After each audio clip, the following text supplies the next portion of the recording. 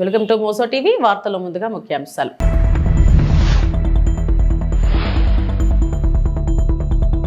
Inter ప్రభుత్వ merit విద్యార్థులకు మంత్రి లోకేష్ అభినందనలు.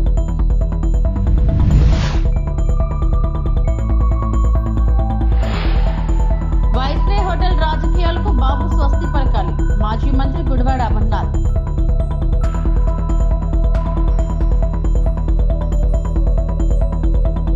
తిరుమల తిరుపతి దేవస్థానంపై అనుచిత వ్యాఖ్యలు చేసిన కరుణాకర్ రెడ్డిపై చర్యలు తీసుకోవాలంటూ బీజేపీ డిమాండ్. అమరావతి సచివాలయంలో ముఖ్యమంత్రి చంద్రబాబు నాయుడు ఆధ్వర్యంలో 16వ ఆర్థిక సంఘం ప్రతినిధులతో జరిగిన సమావేశంలో పాల్గొనడం జరిగింది.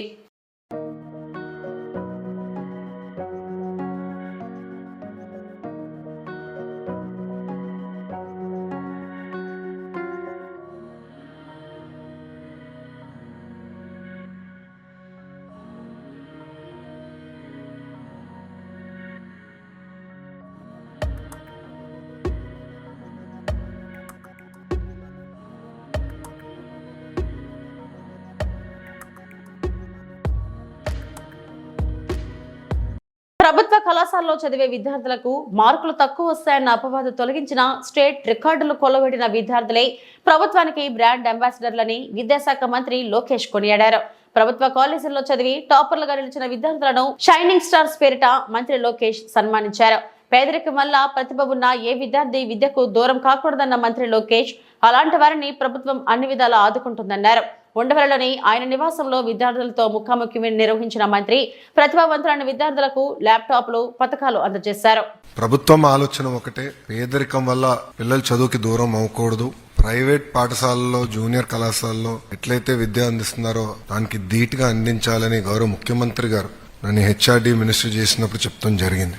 సెక్రటేరియట్ లో కూర్చొని మేము అనేక నిర్ణయాలు తీసుకుంటాం, కానీ ఆ నిర్ణయాలు అమలు చేసేటప్పుడు మేము అందరం ఫీల్డ్కి వెళ్తాం. దాంట్లో ఒక నిర్ణయం గవర్నమెంట్ జూనియర్ కళాశాలలో మధ్యాహ్న భోజనం పథకం. నా ఆలోచన ఏంటంటే గతంలో పెట్టాం, మధ్యలో తీయేస్తారు, మళ్ళీ తీసుకురావాలి, అట్లనే నేను ఆలోచించా. కానీ నేను ఎప్పుడైతే పాయకాపురంకి వెళ్ళి చెల్లితో కూర్చుని మాడుతూ ఉన్నాను, ఆమెతో భోంచేస్తూ మాడినప్పుడు ఆమె చెప్పింది, నాకు అమ్మ నాన్న లేరు, మా అమ్మమ్మ నన్ను గత 10 సంవత్సరాలుగా చేపలు అమ్మి చదివిస్తుంది. మీరు ఇచ్చిన భోజనం వల్ల ఈరోజు మా అమ్మమ్మ పైన భారం తగ్గిందని చెప్తాం జరిగింది.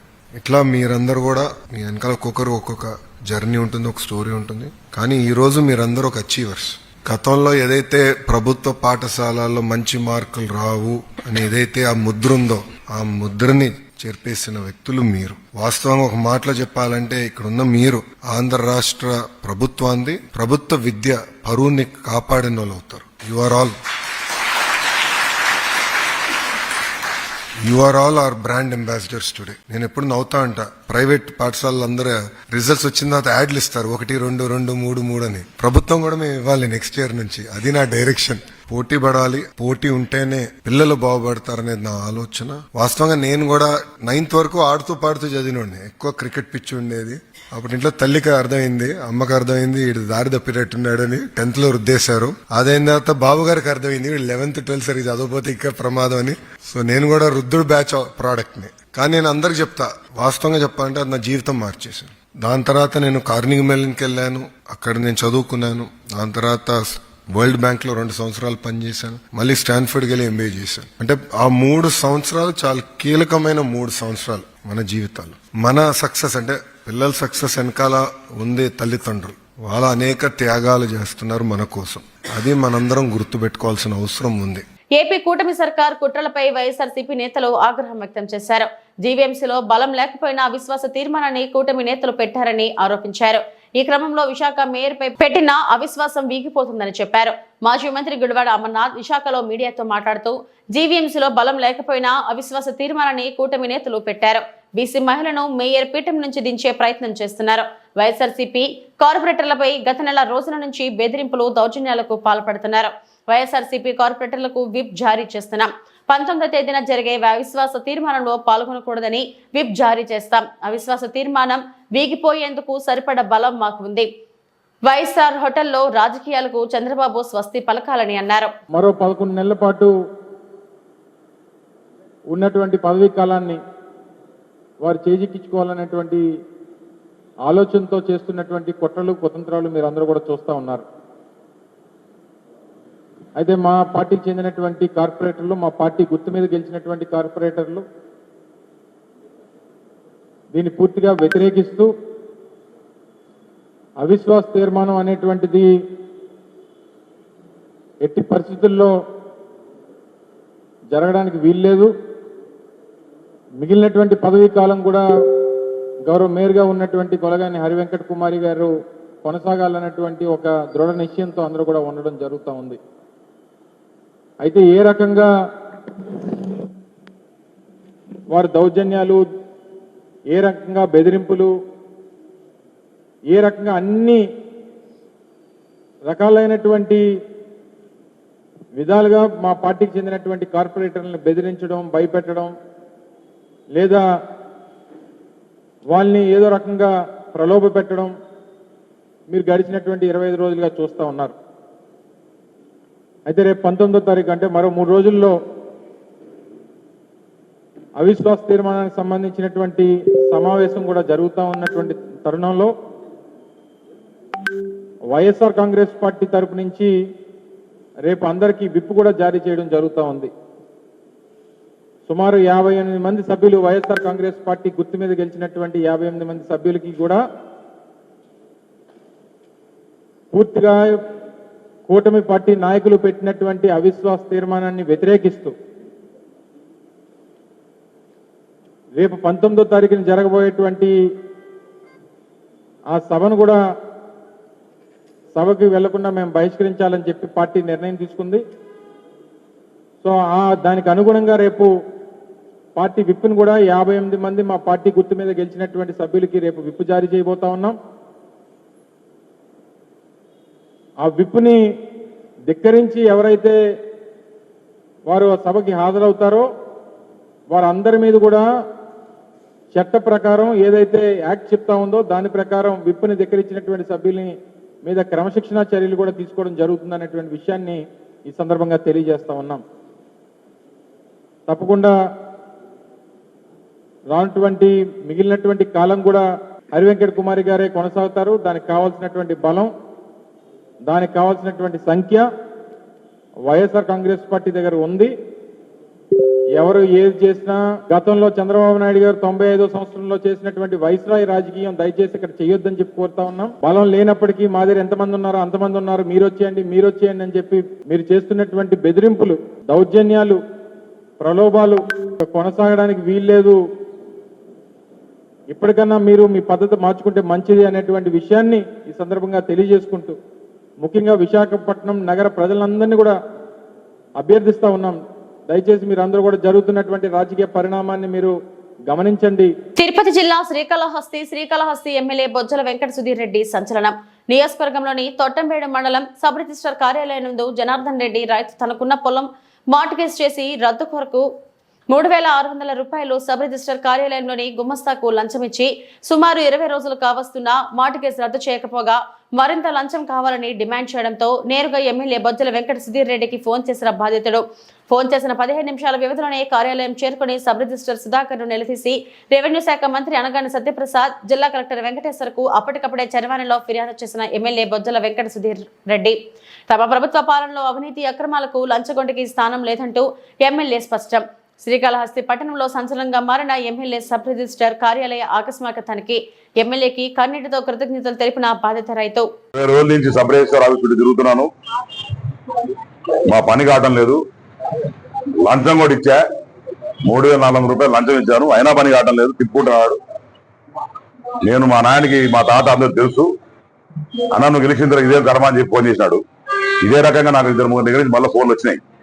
సబ్ రిజిస్టర్ ఆఫీస్ లో ఎమ్మెల్యేకి పర్సంటేజ్ ఇవ్వాలని, లేకుంటే ఇంకోటి డబ్బులు ఇవ్వాలని చెప్పి, పైన మంత్రికి డబ్బులు ఇవ్వాలని చెప్పి ఇవన్నీ డబ్బులు దొబ్బే వ్యవహారాలట. తప్పకుండా ఈ సబ్ రిజిస్టార్ మీద చర్యలు తీసుకుంటాం.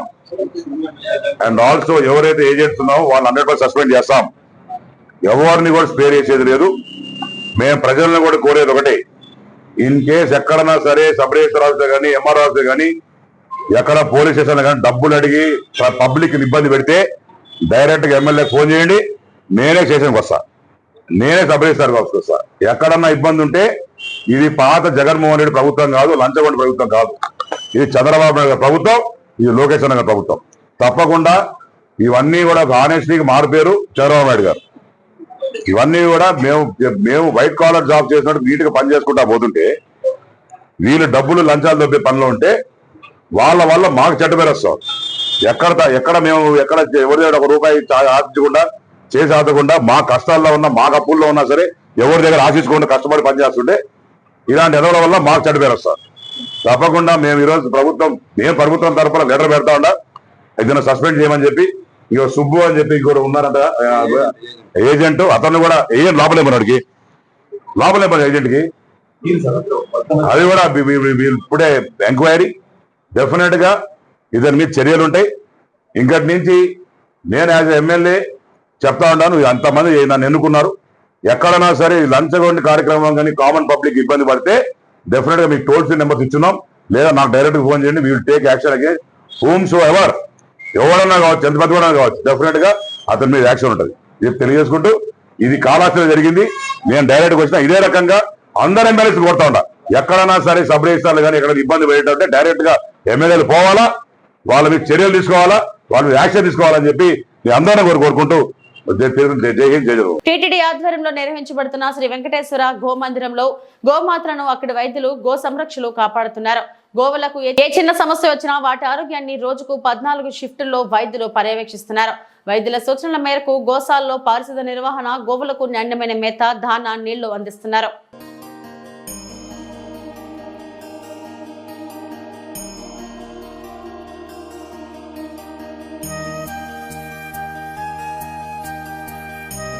Doctor Anil Kumar, farm manager veterinary, SP గో సంరక్షణలో టీటీడీలో 1.5 సంవత్సరం నుంచి పనిచేయడం జరుగుతుంది. నేను ఉదయాన్నే 7 గంటల నుంచి డ్యూటీకి విధుల్లోకి రావడం జరుగుతుంది. ఉదయాన్నే 7 గంటలకు డ్యూటీలోకి రాగానే వర్క్ అలాట్మెంట్ అనేది చేయడం జరుగుతుంది. వర్కర్స్ అందరూ ఒక చోట ఉదయాన్నే 7 గంటలకు గ్యాదర్ అయ్యి ఎవరెవరు ఏ షెడ్యూల్లో ఏ పనులు చేయాలో ప్రతి షెడ్కి ఒక్కొక్క మనిషినో 2 మనుషుల్లో, మిల్కింగ్ షెడ్స్ అయితే 4 మనుషుల్ని, మిల్కింగ్ షెడ్స్ కాకుండా ఉన్న షెడ్స్ లో అయితే బేస్డ్ ఆన్ యానిమల్ కెపాసిటీని బేస్ చేసుకుని ఒకళ్ళ ఇద్దరు అనేది అలాట్మెంట్ చేయడం జరుగుతుంది. వర్క్ అలాట్ చేసిన తర్వాత ప్రతి షెడ్ ని ఒక 1 or 2 టైమ్స్ రెగ్యులర్ గా రొటీన్ చెకింగ్ అనేది జరుగుతుంది. ఏమైనా యానిమల్స్ ఇన్ హెల్త్ లో ఉన్నా సరే, ఏమైనా ఇబ్బంది పడతా ఉన్నా సరే, ఏమన్నా లెగటానికి ఇబ్బంది పడుతున్నా సరే, ఎటువంటి యానిమల్స్ ఏమైనా అన్హెల్దీ యానిమల్స్ ఏమైనా ఉన్నా సరే దాన్ని ఐడెంటిఫై చేసి ప్రాపర్ ట్రీట్మెంట్ అనేది, ప్రాపర్ డయాగ్నోసిస్ అనేది చేసి ప్రాపర్ ట్రీట్మెంట్ అనేది ఇవ్వడం జరుగుతుంది. అయ్యా ఇక్కడ గో సంరక్షణశాలలో 2 డ్యూటీలు ఉంటాయ్యా. ఉదయం 7 నుంచి సాయంత్రం 5:30 వరకు ఒక డ్యూటీ, రాత్రి 7:30 నుంచి మళ్ళీ ఉదయం 7 గంటల వరకు ఒక డ్యూటీ, 2 డ్యూటీలు ఉంటాయ్యా. ఇది కాకుండా 3వ డ్యూటీ పాలు పిండే వాళ్ళు కూడా ఒక డ్యూటీ ఉందయ్యా. మేము ఉదయం 7 గంటలకు వచ్చిన తర్వాత మాకు అక్కడ గంట కొడతారు వెంకటేశ్వర స్వామి గుడికాడ. అందరినీ పేరున పిలిచి మాకు కేటాయించిన పని విధంగా మేము షెడ్లకు వస్తాం. షెడ్లో వస్తే మొదటగా గోవు దగ్గర శుభ్రంగా ఆవు దగ్గర ఉండే పేడలంతా ఎత్తి బండికి వేసుకొని బండిని తీసి దెబ్బలో దోసేసిన తర్వాత మళ్ళీ బండి తెచ్చి దాని యథాస్థానంలో బండి పెట్టేసి మళ్ళీ బయట షెడ్డుకు 4 వైపులా శుభ్రంగా షెడ్డుని శుభ్రపరచుకొని దాని తర్వాత దానాకి వెళ్తామయ్యా. దానాకి పోయి షెడ్ దగ్గర దానా రూమ్ అనేది ఒకటి కేటాయించుండారు. అక్కడికి పోయి దానా తీసుకొని వాళ్ళకి కేటాయించిన షెడ్ల దగ్గర దించుకున్న తర్వాత మాకు నీళ్ళు వచ్చే టైం అవుతుంది. నీళ్ళు వచ్చిన టైంలో శుభ్రంగా షెడ్ను కడుక్కొని, ఈ ఎండాకాలంలో ఆవుకు 2 పూట్ల ఉదయం 9 గంటలకి ఆవు పైన నీళ్లు చల్లుతాము, మళ్ళీ మధ్యాహ్నం 11 గంటలకి నీళ్ళతో శుభ్రంగా ఆవుని కడగతాం. ఎందుకంటే ఎండ వేడి ఎక్కువ ఉంది కాబట్టి గోవుని కాపాడుకుందాం అనే ఒక దీంతో మా పై అధికారులు డాక్టర్లు గారి సూచనల మేరకు వాళ్ళు చెప్పిన దాన్ని బట్టి మేము ఆ విధంగా చేస్తా ఉంటామయ్యా. దానా తీసుకొచ్చి ఆవులకి కేటాయించిన ప్రకారం ఎంతెంత పోయాలో ఆ విధంగా డాక్టర్లు చెప్పిన సూచనల ప్రకారం ఆవులకి అన్నిటికీ దానా పోసి మళ్ళీ దానికి నీళ్లు పెడతాం. నీళ్లు పెట్టి మధ్యాహ్నం 12 గంటల వరకు అయిన తర్వాత భోజనానికి వెళ్ళిపోతాం. మళ్ళీ మస్టర్కి వస్తాం. పేరున పిలిచి డాక్టర్ గారు మళ్ళీ పనిని కేటాయిస్తారు. ఉదయం ఏ షెడ్ అయితే చేస్తానో అదే షెడ్కి మళ్ళీ మమ్మల్ని పంపిస్తారు. మళ్ళీ మేము షెడ్ దగ్గరకు వచ్చి మొదట్లో తెల్లారులాగానే శుభ్రంగా ఆవు వేసినటువంటి పేడంతా బండికి వేసుకొని దాన్ని దెబ్బకు దోలిన తర్వాత మళ్ళీ నీళ్లు వస్తూ ఉంటాయి. షెడ్డును పూర్తిగా కడిగి ఆవుని శుభ్రంగా నీళ్లతో కడిగిన తర్వాత మళ్ళీ దానికి ఎండుగడ్డి వేస్తాం. ఒక్కోసారి పచ్చిగడ్డి ఎక్కువ ఉండిందంటే పచ్చిగడ్డిని చాప్ కట్టర్లో మిషన్ లో కట్ చేసి షెడ్ల వారీగా వారీగా డాక్టర్లు ఎన్ని కిలోలు దింపాలో దాని ప్రకారం వాళ్ళు సూచన ప్రకారం వాళ్ళు దించిన దాన్ని మళ్ళీ షెడ్లకి ఆవుకి కొద్దిగా కేటాయించి దాన్ని పోసిన తర్వాత మాకు ఆ విధంగా చేసుకుంటా సాయంకాలం 5:30కి మళ్ళీ మేము మా ఇళ్ళకి మేము బయలుదేరుతామండి. సాయంత్రం 5:30 పైన నైట్ డ్యూటీ అనే షిఫ్ట్ అనేది ఉంది. వాళ్ళు పగుల్లో అయితే మేము ఏదైతే చేస్తామో నైట్ కూడా అదే ప్రకారం వాళ్ళు చేసి ఉదయం కూడా మళ్ళీ నీళ్ళు వస్తాయి. శుభ్రంగా షెడ్ని కడుక్కొని ఆవుని కడిగి ఆ తెల్లవారితో డ్యూటీ వచ్చే లోపల ఆవుని కడిగి ఆవుకి గడ్డేసి 5:30 పైన దాన్ని కూడా మళ్ళీ కొంచెం ఆవు తిరిగితే బాగుంటుందని ఇక్కడ పెడాకులు ఉంటాయి. ఆ పెడాకులకి ఆవులు తోలేసి మళ్ళీ డాక్టర్లు వచ్చిన తర్వాత వాళ్ళకి హ్యాండ్ ఓవర్ చేసేసి మళ్ళీ నైట్ డ్యూటీ వాడు ఇంటికి వెళ్తాడని ఇది ప్రతినిత్యం జరిగేది. ఆ విధంగా ప్రతినిత్యం గోవుని కన్న బిడ్డల కన్నా మిన్నగా చూసుకుంటూ ఈ సమస్యను నమ్ముకొని మేము మా కుటుంబాలు బతుకుతున్నాయి. మై నేమ్ ఈస్ డాక్టర్ భువన. నేను ఇక్కడ టీటీడీ గోశాలలో లాస్ట్ 1 year నుంచి చేస్తున్నాను. ఇక్కడ మన గోశాలలో మనం 14 breeds మెయింటైన్ చేయడం జరుగుతూ ఉంది. దేశవాళీ ఆవుల్ని మాత్రమే మనం ఇక్కడ మెయింటైన్ చేసి వాటి పాలు మాత్రమే మనం అభిషేకంకి దేవుడికి పంపించడం జరుగుతూ ఉంది. ఎవ్రీడే కూడా మనం షెడ్స్ అన్ని తిరిగి ఏమైనా యానిమల్స్ కి ఇబ్బందిగా ఉంటే మనం వాటిని సపరేట్ చేసి వాటికి ట్రీట్మెంట్ అయితే ఇవ్వడం జరుగుతూ ఉంది. శాంపుల్స్ కూడా మనం వెటనరీ కాలేజ్కి మనం పంపించి స్టేట్ లెవెల్ డయాగ్నోస్టిక్ ల్యాబొరేటరీకి మనం శాంపుల్స్ అనేది పంపించి వాళ్ళ నుంచి శాంపుల్ రిపోర్ట్ అనేది తీసుకొని దాని ద్వారానే మనం ట్రీట్మెంట్ అనేది జరుగుతూ ఉంది. ఒకవేళ ఇక్కడ కుదరడం కాకపోతే మనం కాలేజ్ కి కూడా యానిమల్ అనేది షిఫ్ట్ చేసి అక్కడ ట్రీట్మెంట్ చేయడం జరుగుతుంది. పార్టీ మారుతున్నట్లు జరుగుతున్న ప్రచారంపై కాంగ్రెస్ ఎమ్మెల్సీ సీనియర్ నేత జీవన్ రెడ్డి స్పందించారు. అవన్నీ ఊహాగానాలేనని కొట్టిపారేశారు. జిల్లాలో దశాబ్ద కాలం ఒంటరిగా పోరాటం చేశానన్నారు. కాంగ్రెస్ అంటే జీవన్ రెడ్డి అనే విధంగా పార్టీ బలోపేతానికి కృషి చేస్తారని చెప్పారు. రాజగోపాల్ రెడ్డి గారు కానీ ప్రేమ్ సాగర్ రావు గారు కానీ వారికి ఉన్నటువంటి ఒక పరిస్థితుల్లో వారు పదవులు ఆకాంక్షించవచ్చు. అది పెద్ద ప్రేమ్ సాగర్ రావు గారు senior most Congress politician. Rajagopal Reddy గారు కూడా ఏదైతుందో పదవి ఆశించడం అనేది మనం దాన్ని భిన్నంగా తప్పుగా భావించడం వీల్లేదు. ఎవరే కానీ చెప్పంటారు. నా గురించి ఏదో మీరు అడిగితే నాకు ఆశ్చర్యం కలుగుతుందా? ఇవాళ మొత్తం తెలంగాణ రాష్ట్రంలో ఆయన సీనియర్ మోస్ట్. తెలంగాణ రాష్ట్రం వచ్చి నాకంటే సీనియర్ ఎవరైనా ఉన్నారు అని చెప్పంటే వి హనుమంతరావు గారు ఒకరు ఉండొచ్చునే. నాకంటే సీనియర్ ఎవరైనా ఉన్నారు అని చెప్పంటే కేవలం వి హనుమంతరావు గారు ఒకరు ఉండొచ్చు అనుకుంటూ వారు ఒకరు ఉన్నారు, ఉండొచ్చు కాదు ఉన్నారు వి హనుమంతరావు. ఇవాళ జానారెడ్డి ఈజ్ ఆల్సో జానారెడ్డి గారు కూడా పార్టీ పరంగా నాకంటే 4 సంవత్సరాలు తదుపరి కాంగ్రెస్ వచ్చి ఇప్పుడు ఇదేనా అంశాల పట్ల భిన్నాభిప్రాయాలు కలిగి ఉండొచ్చు. భిన్నాభిప్రాయాలు ఏర్పడ్డంత మాత్రాన ఏదైతుందో మీరు పార్టీ విడతారు. నాటువంటి గురించి మీరు మాట్లాడటానికి మీకు ఎట్లా వస్తుందే? 4 దశాబ్దాలకి వెళ్ళి ఏదైతుందో నేనే కాంగ్రెస్ నేను అనే విధంగా మీకు 1996 అప్పుడు ఉమ్మడి రాష్ట్రంలో 294 స్థానాలలో Congress was with only 24 seats. I won with 54,000 majority.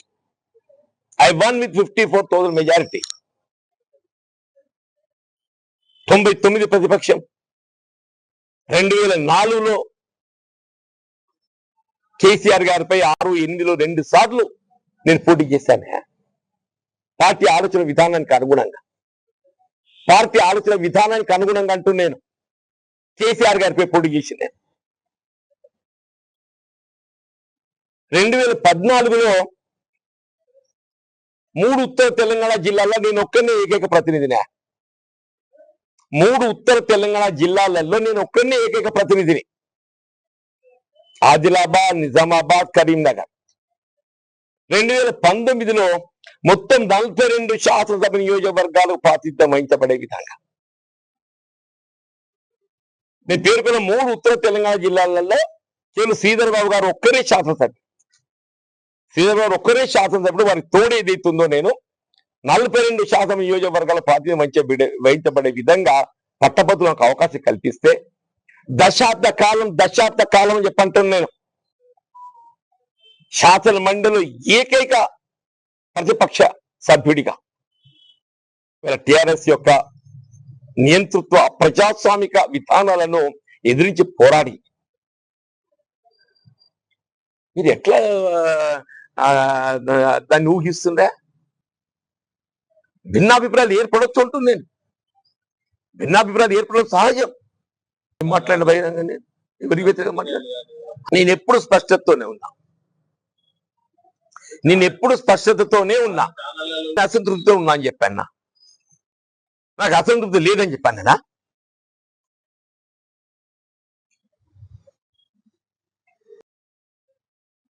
నా సీనియారిటీ దగ్గర గౌరవాన్ని పొందలేని పరిస్థితులలో డెఫినెట్లీ నాకు అసంతృప్తి ఉంటుంది. అంత మాత్రాన్ని ఏదైతే ఉందో దాన్ని మీరు వేరే ఆలోచన చేస్తే ఎట్లా? అప్పుడు కూడా నేను అప్పుడు వ్యక్తం చేసింది ఇదే వ్యక్తం చేసి ఇప్పుడు వ్యక్తం చేసి నేను పార్టీలో నా స్థానం ఏంటి, నా సీనియారిటీ ఏంటి నేను వ్యక్తం చేసిన. నేను వ్యక్తం చేసింది కూడా అదే వ్యక్తం చేసింది. నేను ఇవాళ కూడా చెప్తున్నా పార్టీలో నా స్థానం ఏంటి, నా సీనియారిటీ ఏంటి అనేది. పార్టీలో నా స్థానం ఏంటి, నా సీనియారిటీ ఏంటి అనేది కూడా వ్యక్తం చేసింది. ఇప్పుడు నేను 10 ఏళ్ళు పోరాటం చేసిన, ఎవడై చేసిన 10 ఏళ్ళు పోరాటం. తిరుపతిలో ఆంధ్రప్రదేశ్ మాజీ ముఖ్యమంత్రి వైఎస్ జగన్మోహన్ రెడ్డిపై అనుచిత వ్యాఖ్యలు చేస్తే సహించేదే లేదు. టౌన్ ప్రెసిడెంట్ కలికి మాధవరెడ్డి మండిపడ్డారు. తిరుపతి జిల్లా నాయుడుపేట వైసీపీ టౌన్ ప్రెసిడెంట్ కలికి మాధవరెడ్డి టీడీపీ పార్టీపై మండిపడ్డారు. వైఎస్ జగన్మోహన్ రెడ్డిపై అనుచిత వ్యాఖ్యలు చేస్తే సహించేదే లేదంటూ మధురెడ్డి ఆగ్రహం వ్యక్తం చేశారు. తమ అధినేతతో పాటు పార్టీ నాయకులు ఫోటోలు మార్ఫింగ్ చేసి సోషల్ మీడియాలో ప్రచారం చేస్తున్నారని విమర్శించారు. దీనిపై నాయుడుపేట పోలీస్ సిఐ బాబీకి ఫిర్యాదు చేశామని మాధవరెడ్డి తెలిపారు. తమ పార్టీపై జరిగే అసత్య ప్రచారాలను చట్టబద్ధంగా ఎదుర్కొంటామని హెచ్చరించారు. నాయుడుపేట పోలీస్ స్టేషన్లో మా అధినేత అయిన వైఎస్ జగన్మోహన్ రెడ్డి గారి గురించి, అదేవిధంగా విడుదల రజనీ గురించి, అదేవిధంగా ఆర్కే రోజా గారి గురించి ఇవన్నీ కూడా అనుచిత వ్యాఖ్యలతో కూడా మార్ఫింగ్ చేసి ఫోటోలన్నీ కూడా రకరకాలుగా కూడా ఐటీడీపీ వాళ్ళ ద్వారా కూడా ఈరోజు అన్ని విధంగా వస్తుందనేసి మాకు ఒక అనుమానంతో ఈరోజు మనం అందరం కలిసికట్టుగా కూడా మా వాళ్ళు ఈరోజు జగన్మోహన్ రెడ్డి గారి ఆదేశాల మేరకు ఎట్టి పరిస్థితుల్లో కూడా ఎక్కడా కూడా రెచ్చిపోకుండా, ఎక్కడా కూడా చట్టానికి గౌరవిస్తూ ప్రతి దాంట్లో కూడా మేము అనేక సందర్భాల్లో కూడా ఇటువంటి స్టేషన్కి వచ్చి వాళ్ళ మీద తగు చర్యలు తీసుకొని తప్పకుండా కూడా న్యాయం చేస్తారని ఈరోజు మన నాయుడుపేట స్టేషన్లో ఈ యొక్క అర్జీ ఇవ్వడం జరిగింది. ఖచ్చితంగా కూడా దీని మీద కేసు రిజిస్టర్ చేసి దీన్ని ఎవరు పుట్టుపూర్వోత్తరాలు ఎవరున్నారు దీని వెనక మొత్తం కూడా దీని మీద కేసు రిజిస్టర్ చేసి న్యాయం చేస్తారని, చట్టాలను మేము ఎప్పుడు గౌరవిస్తున్నామని, చట్టాల ద్వారా కూడా ఎప్పటికైనా కూడా ఇక్కడ మాకు న్యాయం జరగకపోతే ఎస్పీ గారిని కలుస్తాము. అదేవిధంగా కూడా అక్కడ కూడా మాకు తగు న్యాయం జరగకపోతే కోర్టు ద్వారా కూడా మేము అన్ని విధాలుగా కూడా తగు చర్యలు తీసుకునేటట్టుగా ఖచ్చితంగా మా పార్టీ తరఫున వైఎస్ఆర్సీపీ తరఫున ఖచ్చితంగా జగన్మోహన్ రెడ్డి గారి మీద ఎలాంటి చిన్న అనుచిత వ్యాఖ్యలు చేసినా కూడా ఖచ్చితంగా మేము అందరం కూడా స్పందిస్తామని నాయుడుపేట పట్టణ అందరూ పరిధిలో ఉండేటి అందరం కూడా ఖచ్చితంగా కూడా మేము దీనికి ఇంకొకసారి కూడా మళ్ళీ కూడా మేము ఎస్పీ గారిని కలిసేదానికి కూడా అవకాశం ఉంది, కలుస్తామని కూడా తెలియజేస్తాం. తిరుమల తిరుపతి దేవస్థానంపై వ్యాఖ్యలు చేసిన కరుణాకర్ రెడ్డిపై చర్యలు తీసుకోవాలంటూ బీజేపీ డిమాండ్ చేసింది. తిరుమలలో గోవుల మృతిపై అసత్య ప్రచారాలు చేస్తున్న మాజీ టీటీడీ చైర్మన్ కరుణాకర్ రెడ్డిపై ఈ రోజు తిరుపతి ఎస్పీ క్యాంప్ కార్యాలయంలో టీటీడీ పాలక మండలి సభ్యులు బీజేపీ రాష్ట్ర అధికార ప్రతినిధి భానుప్రకాష్ రెడ్డి ఎస్పీ హర్షవర్ధన్ కు ఫిర్యాదు ఇచ్చారు.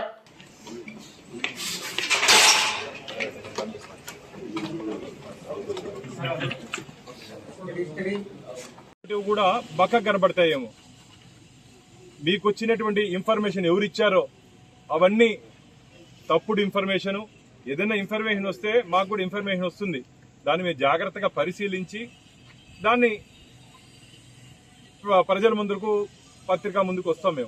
గతంలో మేము కూడా మీరు ధర్మకర్తల మండలి అధ్యక్షుడు ఉన్నప్పుడు కానీ 2019 నుంచి 24 వరకు మేము కూడా అనేక సందర్భాల్లో తిరుమల తిరుపతి దేవస్థానాల్లో జరిగినటువంటి అవినీతి అక్రమాల మీద పోరాటం చేసినటువంటి వ్యక్తులు.